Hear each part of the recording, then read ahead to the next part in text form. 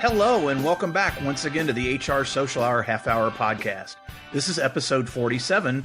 John and Wendy talk to Anthony Paradiso. I'm your host, John. And I'm Wendy. How's it going, John? I'm doing really well. Wendy, I'm well. How about yourself? Not too bad. Starting to do that reflection of the end of the year stuff, especially as this episode comes out at almost exactly the end of the year. So there's, starting to look forward to 2019. I think before we get to 2019, I would like to say that the last chat that we have for the year was right after Thanksgiving. So a couple days right before we recorded this show, just a tremendous response. Saw some new people, which we always appreciate when people come in and check us out. And you never know with the holidays, the number of people that can get there, because we know people have stuff going on. So it was nice to see even people saying, hey, I can't get there because, I'm traveling or I'm full of turkey or whatever it was. We really do appreciate, as always, everybody taking part. If you weren't able to make it this time, we're going to take December off. You're obviously listening to this after when the chat would typically be happening, but we will be back and better than ever on January 27th. So I think right a month after the show releases, we will be back. Really excited about 2019. We've got some fun stuff that we're going to be doing. Enough about that. We got a great guest. I'm really excited to have him here. So Wendy, I'll let you make the introduction and we will get started. Yes. Very excited to welcome Anthony Paradiso to the show tonight. Got a chance to hang out with him at SHRM 18 this year and hope to be able to see him more often at other events. He has over 10 years of HR leader experience, especially in the areas of employee relations, diversity and inclusion, account management, and customer service. He works for Industrial U.I services, who specializes in employee relations, unemployment insurance cost control. He is the Director of Diversity and Inclusion for the Garden State Council, SHRM, and the VP of Diversity and Inclusion with the North Jersey Rockland SHRM chapter. He has given a number of presentations about employee relations, D&I, and unconscious bias, including facilitating the Privilege Walk. Additionally, Anthony is a SHRM blogger, contributor, and was the social media chair for this year's very successful GSC SHRM conference. He was a special guest on SHRM's Next Chat twice and is the Bergen County Human Relations Commissioner. He received his BA from Bingham University and his MS in Human Relations and Business from Amberton University. He is also SHRM CP certified. Anthony, welcome to the show. And what's in your glass tonight? What's in my glass? I'm not very fun when it comes to drinking, but I have sparkling ice water. I'm not a big seltzer person, so I got into the sparkling ice. It's actually coconut pineapple flavored. It's pretty good. That sounds fancy. It does sound fancy. It's not so fancy, but it's good. Get a little umbrella, put some food coloring in it, and you got yourself a fancy drink. Exactly. It does the trick. Well, Anthony, Wendy mentioned, we did get a chance to visit this summer, which was tremendous pleasure and really enjoyed spending time together. Unfortunately, I don't really know a lot of kind of your backstory. How exactly did you get into HR to begin with? So what happened was, it's actually I'm one of the people that actually it just came to me. I was a mortgage broker or a consultant for about 3 years, and I hated it. Did not like it. It was not for me. I was pretty successful with it, but it just wasn't my cup of tea. So I left the position, and 8 months afterwards, I found a job on actually Craigslist. I'm not even sure if Craigslist I guess it's still around. I'm not sure if it's as popular as it was or is now. I went online. I was an account rep position for Industrial U.I services. I'm still there, and I got the job, and almost 11 years later, I'm with them now in HR. I think that's the first time I've heard of someone, at least on our show, finding their HR job on Craigslist. I have to say that too, and believe it or not, Anthony, it is still a thing, but now they charge you. Oh, they charge you. Okay. It used to be that all the sites were free. That's not the case anymore. So it is still a thing. We still use it ever so often, just as another way to try to get down, try to get in front of people. Mm-hmm. but yeah, unfortunately they charge. But that I have to agree. I think Wendy's right. I think you're the first person that we can say found their job on Craigslist. That's amazing. Yeah, and That's it awesome. worked out. It's a great company. I can't complain. Craigslist did right for me. What was the draw when you applied? So you were trying to get out of brokering. What was the draw with that particular job? Did you spend some time studying about it, or what was the draw? Honestly, I really needed a job. I needed a job. It was, Fair enough. And I didn't want anything sales related. And it wasn't that kind of position. So I saw it. Actually, I think I interviewed, I think on New Year's Eve in 2007. And I actually heard from them the same day. I got the job and I started mid-January of 2008. And I'm still there. That's awesome. Well, Anthony, obviously in your bio talked a lot about diversity and inclusion. So it's obviously a big part of what you do and is important to you. What is one thing HR pros can do to improve D&I in their organization tomorrow? A piece of low-hanging fruit to get that quick win to keep things moving forward.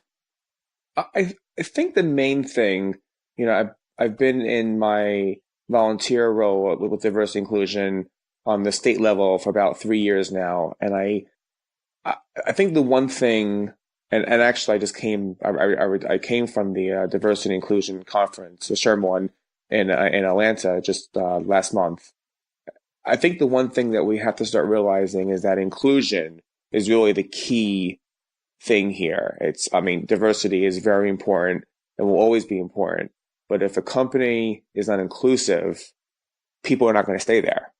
You're going to lose the diversity piece of it. So you need to make sure that you're inclusive with your workers. And how do you go about doing that? It's hard because every company is different. So it's not a one size fit all. It's not a one size fit all answer. Every company is different as far as how big they are, how small they are, what kind of people they have, what kind of occupations are involved in the company. So it's really it's all different. So really, it's the inclusive part of it. You have to include people, and that can include having all holidays, making sure that you're celebrating everything, not just the main ones. Having all the holidays on the calendar, making sure you celebrate everyone's birthday. If you have a large company, celebrate it monthly. Those are just small little ones, little things you can do. But I also think that the HR people need to be not necessarily not just HR people, but in general, I think people also need to have more empathy. And I think the empathy piece could also tie in with diversity and inclusion. I would wholeheartedly agree with that. I think everybody could use a bit more empathy these days. I definitely don't think it's just HR folks, but I think you're absolutely right. I guess what did you gather out of that diversity conference that you attended? What were some of the big, we talked about some of the low-hanging fruit things you could do immediately. Were those some of the things that were discussed there, or what were some of those big takeaways from that? The big takeaway, one that you would think is common sense, but it really was a huge thing, was storytelling. A lot of the names of the different sessions had storytelling in the actual session itself. The name storytelling. It was a lot of focus on that. And it really, after leaving the conference, and I'm actually writing a blog as we speak, actually, for the Diversity Inclusion Conference. One of the things I'm writing about is the storytelling piece of it, and how powerful storytelling is. I don't mean just, somebody who goes in there and tells a story. It could be anyone. You don't even have to necessarily be a powerful speaker to do it. Giving the story, providing the story about what you're presenting, maybe a personal piece of why you're presenting it, is a huge factor. For example, when I give my presentations, I've been doing them in unconscious bias. I always give things about myself. I give people a more personal side about who I am, because with the unconscious bias presentation, it can be very sensitive. And I think in order for people to because in those sessions, what you obviously want is you want participation from everybody. And I think in order for people to participate, they have to know who the presenter is and feel comfortable with them. And I think one of those things you can do is by providing a story. So to answer the question, storytelling is huge, and you think it's a common sense answer, but I think it's one that's going to be very, very, to me, it's going to come out a lot more. You're going to hear a lot more people giving their side of the story and giving the story in presentations. I think that's true, Anthony, because when you put a face to the numbers, put a face to the right thing to do, it makes it a lot harder to turn away or say no to it. And I really hope that we see more of those stories. I think that's important.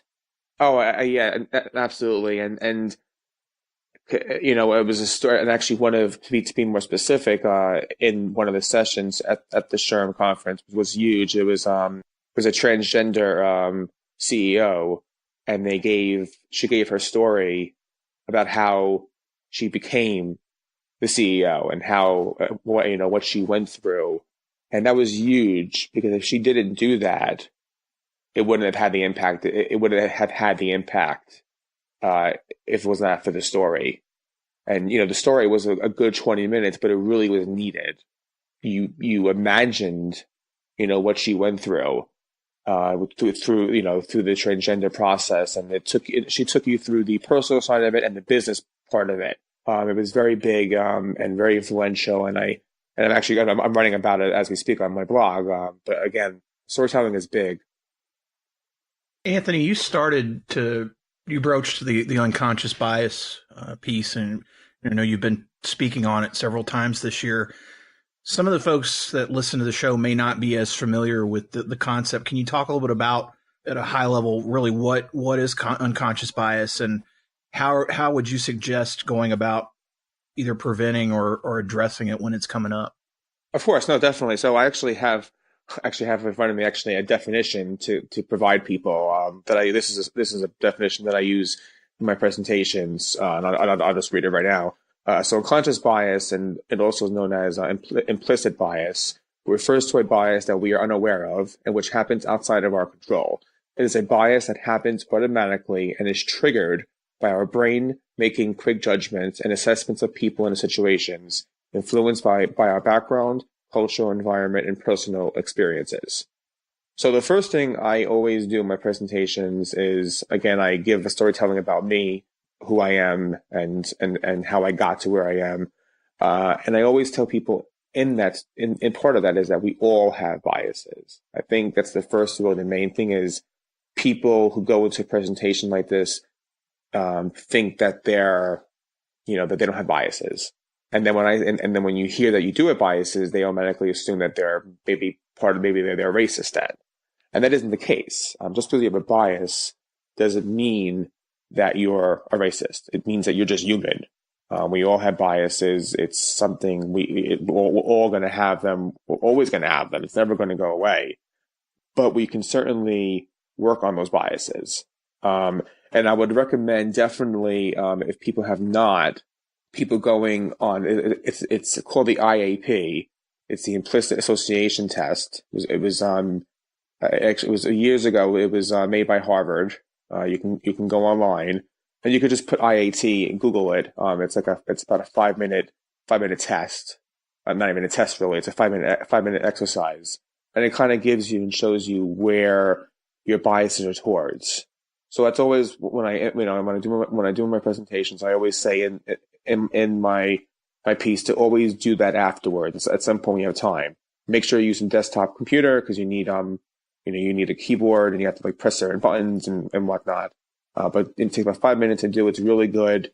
It's really powerful. It does show you it shows you again where your biases are, and it's definitely worth doing. And it's also even a lot of I found out because I gave a presentation a month or two ago at the New York Blood Center in New York City, and I found out that actually the whole department took the IAT test together. They took it at the same time. Not you can't do it all together, but you can do it maybe in a 15-minute time period where everyone did it and they explained their results and whatnot. So I really think it's a topic that's not going to go away. Obviously, a few months ago, Starbucks happened, so it's it's a topic that's not going to go away. It's gonna be out there, and it's just something we all have to just talk and just listen and not judge. That's another thing too. I always make sure that we're in a judge-free zone when discussing unconscious bias. I've done those tests, and it's so helpful to understand where your biases are so that you can work on them and pay attention to where, oh, wait a minute, this is not, that's an automatic response. Let's take a step back and think about what we're saying or thinking before, making a judgment. So I'm glad you brought that test up. It's a lot of fun. Maybe fun's not the right word, but No, definitely no. It's an exercise that's definitely it's educational, and it will teach. Yeah. That's a good way of saying it. Really, it's educational. It might be painful, because you may see, the results. The results I received I did not like, but all you can do is work on them and just train your brain on how to improve those biases. And don't be hard on yourself. Don't say, oh, I should be this or I should be that. Just take the test, see the results, and work on it. Again, we're all humans, and we're not perfect. Exactly. Well, Anthony, we mentioned earlier that you went to the SHRM National D&I Conference, and obviously we met you face-to-face at the National SHRM Conference. And you've obviously been very active in SHRM at every level, national, state, and local, which is fantastic. So talk with us a little bit about your membership and what your membership and involvement with SHRM has meant to you. Oh, God, wow. It's huge. I joined SHRM, I believe, in about 2013. I joined my local chapter around the same period of time in 2013, the North Jersey Rockland chapter. And in 2015, late 2015, I wanted to get more involved. So John Baldino, he, as I'm sure most people probably are listening, will have heard of John Baldino. He's in the Tri-State HR chapter in New Jersey. And he's actually he's the president of his company, Human Reso. He actually introduced me to the executive director of the state council, and there was an opening for diversity and inclusion chair. And at that time, really, I've heard of diversity and inclusion, but I knew it existed. I didn't really know much about it, though, and that really took me where I am right now with diversity and inclusion. I learned so much about it. It was a great experience. If I didn't have that role, I probably wouldn't be in the area right now. I wouldn't be giving presentations on unconscious bias. So it was a huge opportunity, and one that I'll always be thankful for. The state that I'm in, obviously, is in New Jersey, and it's actually called the Garden State Council. So GSC SHRM is what we call it, and I'm the director of diversity and inclusion. I have a co-chair as well, which she's amazing, Judy Elliott Pugh. So that's one piece on the state level that I do, as I am again the director of diversity and inclusion. And then I became, a year ago, the North Jersey, my chapter that I belong to, the person that was in the position of the diversity and inclusion team. She was retiring and heading out, so then they asked me to become the VP of diversity and inclusion for the chapter. That's on the chapter level. And then last year, I attended the SHRM Diversity and Inclusion Conference in San Francisco, and I was blogging for myself. And I think Mary came across it. I'm not sure how exactly. I might have came across Mary through Mary Kaler through NextChat. I'm not exactly sure how we got introduced. But then she asked me, I got the email inviting me to SHRM National as a blogger. And that's how I got involved on the national level. Again, the SHRM National Conference was outstanding. It was my first national conference for SHRM and my first time blogging for SHRM. So it was huge. It was a huge, a huge up. It was a huge thing to do. But it was one that I'll never forget, and it was an amazing experience. And I had to thank Mary for the opportunity, and I also had to thank the Garden State Council for me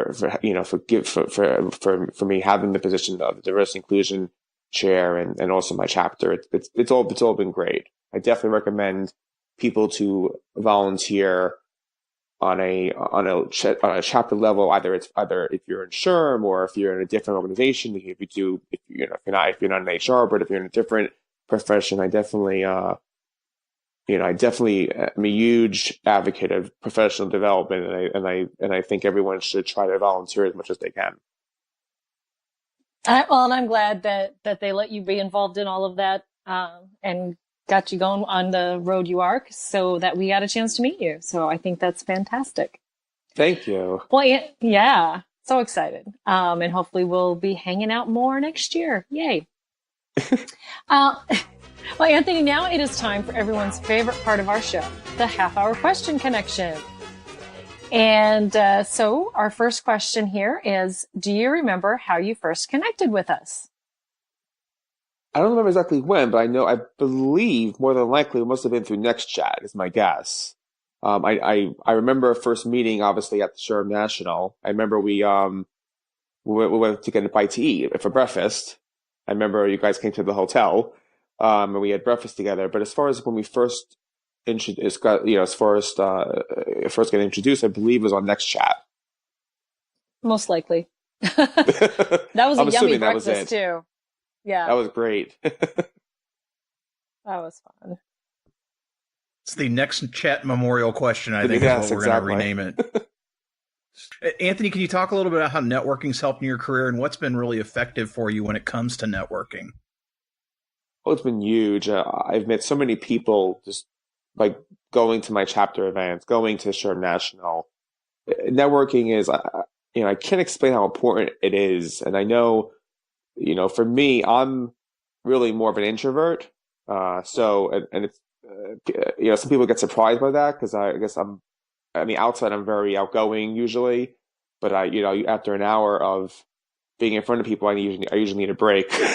So, as an introvert, networking can be difficult, but I've learned how to handle it by going through all of these different events. And I just can't really explain enough to people that it's just really huge opportunity to network with people, either if you're looking for other opportunities or you're looking for growth. It helps all around to network. So I can't really explain enough how important it is to network and just to make sure that you get out there and just get out of your comfort zone. Even if you're an introvert, take baby steps, do little things and build your way up. Like right now, I'm, even as far as, presentations go, I'm working my way up. I'm doing small things, doing chapter things. Maybe I'll do state things, next. There you go. Baby steps. Take it small and just keep going from there. Anthony, who do you read and follow for HR insights? I follow quite a few people. I follow HR Drive. I look at their blogs. I also follow Eric Meyer, he does the employer handbook. So it's more of an employee relations blog, but he has funny stories to listen to and to read. So I definitely recommend his blog. I follow a lot of blogs. I'm just trying to think. Those are the main ones. I do. There was another one that I cannot remember right now because I get a lot of emails on different blogs. But the ones that I follow are HR Drive. Like I said, Eric Meyer. And again, if I missed someone, I apologize. I think Eric Meyer is the most mentioned name of somebody I've never met, which I think we need to rectify that because I hear his name so often and I read his stuff too. I think it's great. But yeah, it's a name I hear quite a bit. Anthony, we've already talked a lot about what you've done at, especially at the local level with your SHRM chapter. How else do you enjoy giving back to the HR community? Just really being there, especially for the emerging professionals. If someone's coming into HR or someone's getting out of college and they're looking for help, I always try my best to help out as any best as best as I can, either by through networking or just giving them advice on what I went through and what didn't work for me, what did work. Also, I always recommend definitely if you can. Give it, I always recommend the Sherm Foundation is always a good way of helping out. It does, the Sherm Foundation does help people get certified and allows people to go to conferences and whatnot. So those are the things that I would recommend and things that I try to do to help out the community. All right. What's your favorite movie? Yeah, favorite movie. That's a hard one. That's tough. I'm very eclectic, so I like a lot of different things. So I like horror movies. I like comedy movies. I like love stories. I like basically anything. So it's very hard to answer that question. I like a lot of things. You have is there one movie when you're flipping around the TV that every time you see it, you just stop and watch you have to stop and watch it? One that, I mean, usually Star Wars is usually one that usually if I pass through, I always want to see a fighting scene, or I'll pause it on I'll tape it on DVR or I'll go back to it. So that's probably one of the ones that I would say that I could watch over and over again. And I mean there's so many movies, there's so many of them. And when I say Star Wars, I mean all of them. Well, I don't know if this will be any easier, but what about your favorite musician or band? That's another one, because that's another one too. I'm very I listen to hip hop, pop. I listen to. I'm not sure if because I'm in the Northeast. I'm in the Northeast area, so we have Z100, which again is more hip hop. I listen to on Sirius. Sirius, I listen to BPM, beats per minute, which is more of like dance and techno kind of. So I'm very it's so hard to narrow it down. I do like Justin Timberlake. I love 70s music, 80s music. So it's very hard to really pinpoint it down because there's so much out there. It's easier to get to now too. I think that's a lot of it. Exactly. You can listen to all sorts of stuff and not have to wait for the radio with your boombox and the record button ready to go. How about a favorite TV show? That I can do. I absolutely love the Golden Girls. I love it. That's my all-time. It's my all-time favorite. I can watch that at nighttime. It relaxes me. I love Golden Girls. And a new one that I've come to really like. Actually, my husband and I both watch it a lot. Is Modern Family. That's a good one too. So those are my favorites. Anthony, I always look for connection, and I have to say, I think you have the most diverse taste of anybody we've talked to, or nailing something down. But I guess if you're not watching, if you're not catching that right time of Star Wars, if you're not listening to Sirius or watching, which I think, the Golden Girls, amazing. It's still on somewhere, right? Like it seems like it's one of those shows like just constantly on everywhere all the time. But if you're not doing those things, what else do you like to do outside of work? Outside of work, my husband and I love traveling. I love seeing different parts of the world.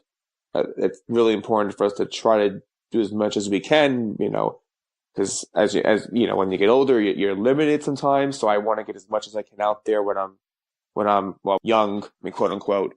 But I want to do as much as I possibly can. So the traveling is huge. We just came back from Barcelona a few weeks ago for a few days. So traveling is it's huge. It's not even just fun. It's educational, and it really just teaches you so much about other people and how they live and what what makes them drive. Awesome. All right. So if you weren't in the HR profession, if you didn't read that Craigslist ad and you went for something else, what do you think you'd be doing now? I would say I have to be a teacher, more than likely. Teacher, social worker, but more in the area of, definitely helping people out. So I would have to say it would be more of like a teacher, social worker. When I was really young, I wanted to become a lawyer, a politician. I don't know if I would want to do either one of those now. So so teaching would be fun. Well, Anthony, I'm going to echo what Wendy said as far as the ad for Craigslist, because if you didn't see that ad and you hadn't gotten into this path 11 years ago, we probably wouldn't be talking to you tonight. So I'm glad you did find it. I'm glad it was something that stuck and you enjoyed. And I want to congratulate you because you also survived the question connection and the conversation at large. I know you said this was your first time doing it. Tremendous. I really enjoyed what we talked about and hopefully gave some people some things to think about. And yeah, for those that aren't following you, that are listening to us now, this is your chance to tell them what's the easiest way to find you out there on the internet. So the easiest way to find me would be on Twitter, more than likely. My Twitter handle is as all things app. So all, then THINGZAP. Or you could also find me on LinkedIn, Anthony Paradiso. We will put those both in the show notes for sure. And Wendy, how about you? Sure. And Wendy, how about you? What's the easiest way for those folks to find you? The best way to find me is on my blog, mydailyjourney.com. Daily is D as in dog, AILEY. And also the fourth Sunday of each month, you will definitely find me on Twitter for the monthly HR Social Hour Twitter chat. Next one will be January 2019. How about you, John? Easiest way to find me is you go to hrsocialhourpodcast.podbean.com. You'll find all links to all my social there. And while you're there, if there's an episode that you haven't heard yet, one of the older episodes, as we get still approaching that number 50, the big one, download, take a listen, rate and review, share. Again, anything you can do to help us build the community, we always appreciate it. Obviously from the chats to the podcast and everything in between, we really do appreciate everything everybody does to help us out. So again, Anthony, appreciate you being with us tonight. And so for the HR Social Hour Half Hour Podcast, I'm John. And I'm Wendy. And as always, be sure to connect, give back, and network. Take care, everybody. We'll see you soon.